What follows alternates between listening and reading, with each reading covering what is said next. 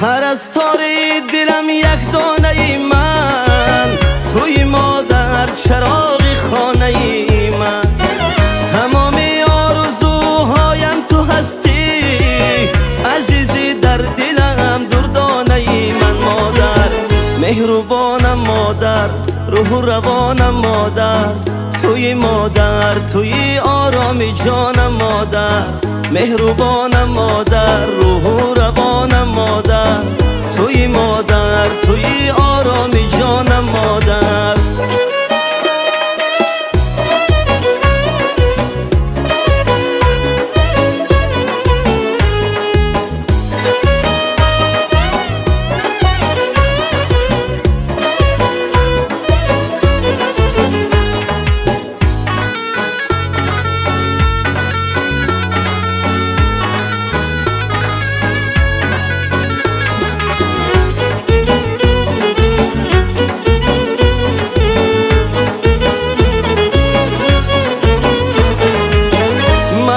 قلب و جانت پروریدی، برمان و تمنا آفریدی.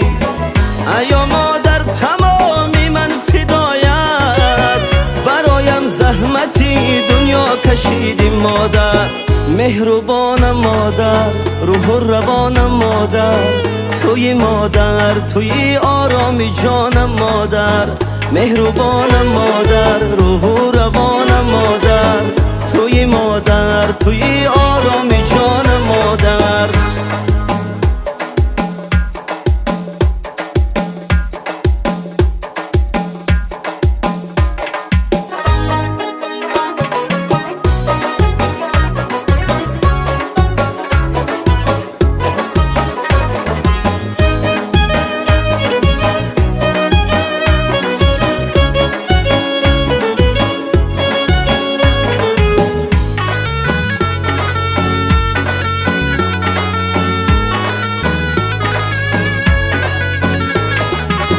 نبینم کاشکی درد و غمت را، نبینم مادرها چشمی نمت را.